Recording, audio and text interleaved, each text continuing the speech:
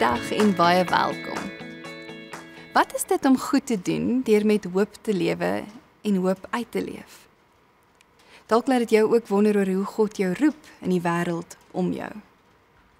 Ek het al agtergekom dat wanneer ons praat oor roeping, baie mense instinktief dink aan die kerk of aan uitreik. Dalk dink jy aan predikante, leraars, sendingwerkers, kinderkerkjuffrouens. Of dalk dink jy en wonder jy oor daai een ding wat jy vir die Here kan doen. Maar as ons die Bybel lees en ons kyk na Jesus se storie, hoe hy gelewe het, dan ontdek ons 'n groter prentjie as dit. Roeping is nie beperk tot die kerkgebou of tot 'n eenmalige projek nie. Roeping is ingeweef in die ritme van ons daaglikse lewe, om met hoop te lewe en sodoende ligdraers in die wêreld te wees, waar ons ook al gaan en waar ons ook al is.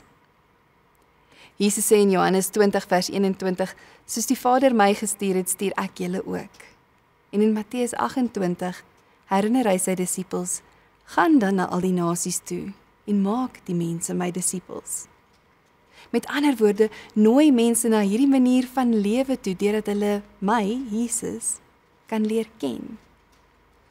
Dit is duidelik. Jesus se opdrag is nie net om by mekaar te wees nie, maar ook om uit te gaan en om te leef as gestuurdes, om hoop te bring. So hoe en waar stuur hy jou? Daar was 'n onderwyseres. Sy was nie die luidrigtige soort nie, sy het selde groot toesprake gemaak en sy het nooit eers die saalopening boodskap gelewer nie. Maar elke dag het sy die klas binne gestap met 'n sagte glimlag en 'n eenvoudige groet. Ek is bly ek sien julle vandag. Sy het besef dat tussen die emosionele boeliegedrag, ouers wat vassit, sosiale media en die druk om te presteer, dat die tieners swaar kry. En sy het deur die loop van die jaar elke kind se storie leer ken. Sy het hulle gesigsuitdrukkings en hulle liggaamstaal leer ken. En wanneer sy dan gesien het dat 'n kind af is, het sy bloot vir daardie kind gesê, ek sien jy voel nie lekker vandag nie. Laat weet as ek jou met iets kan help. Dit lyk dalk na 'n klein gebaar, amper onopsigtelik.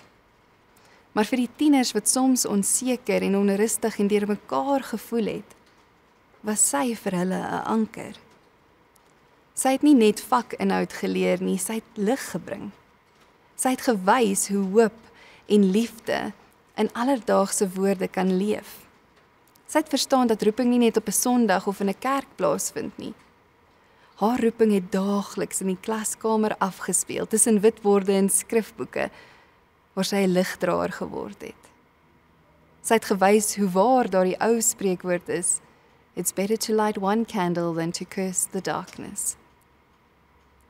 En Jesus noem juis sy volgelinge die lig van die wêreld. Lees saam met my uit Matteus 5 uit. Julle is die lig vir die wêreld. 'n Stad wat op 'n berg lê, kan nie weggesteek word nie. Ook steek 'n mens nie 'n lamp op en sit dit onder 'n emmer nie, maar op 'n lampstander. En dit gee lig vir almal in die huis. Laat julle lig so voor die mense skyn, dat hulle julle goeie werke kan sien en julle Vader wat in die hemel is, verheerlik. Lig is nie 'n mooi bykomstigheid nie, dis noodsaaklik. Lig wys die pad, lig verdryf vrees, soos die donkerte uitgedoof word, lig maak lewe moontlik. En ons roeping as ligdraers beteken nie dat ons die wêreld self moet red nie. Dit beteken eenvoudig dat ons die lig van Christus wat reeds in ons woon, in elke deel van ons lewens laat skyn. Hierdeur word God verheerlik. 'n Onderwyser wat 'n kind raak sien wat andersins ongesien sou bly. 'n Besigheidspersoon wat kies vir integriteit bo wins. 'n Kunstenaar wat die skoonheid van God se skepping in kleur en vorm wys. 'n Gesondheidswerker wat nie net siekte behandel nie, maar ook waardigheid herstel. Lig word nie gedra deur groot prestasies nie, maar deur elke klein daad van hoop en liefde. In 'n wêreld vol spanning en verdeeldheid roep Jesus ons om hierdie hoop uit te leef waar ons ook al is. Miskien is dit vandag in jou konteks om water op vure te gooi waar ander olie wil gooi. Of dalk is dit 'n sagter stemtoon, 'n woord van vergifnis, 'n keuse om eerder te verstaan as te veroordeel. Dit is dalk die oproep wat jy maak na iemand wat die afgelope ruk stil geword het. Dis die tyd wat jy aflê om net te luister. Dit is die kreatiewe idee wat nuwe moontlikhede oopmaak.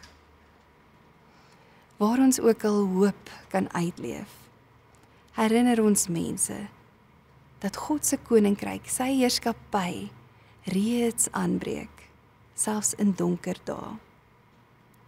Ons roeping om goed te doen deur met hoop te lewe is dis die manier waarop ons lewe oopmaak vir God se lig, vir sy vrede. En ons doen dit in enige beroep, in enige ruimte, op enige dag, soos wat hy ons lei. Soos God vir Jesus gestuur het, stuur hy ons ook. Nie net na die kerk toe nie, maar oral in die wêreld in. Doen vir 'n oomblik saam met my hierdie oefening. Dink aan watter ruimtes jy in beweeg. Waar bring jy die meeste tyd deur? By jou werk? In jou huis? Of ergens in die gemeenskap? En vra dan vir Jesus, Here, wys my hoe ek u lig, u vrede, u hoop daar kan uitdra. En kies dan hierdie week een daad waardeur jy hoop kan uitleef. Dit kan 'n bemoedigende woord, 'n daad van regverdigheid of een of ander kreatiewe uitdrukking wees. Laat toe dat die Heilige Gees jou lei. Bid saam met my. Here, maak ons oë oop om u lig te dra, ons ore sag om u vrede te hoor en te spreek, en ons harte wyd oop om u hoop te leef. Laat ons werk, ons woorde en ons dade 'n getuienis wees van u teenwoordigheid. Soos u ons stuur, gee ons die moed om te gaan. Amen.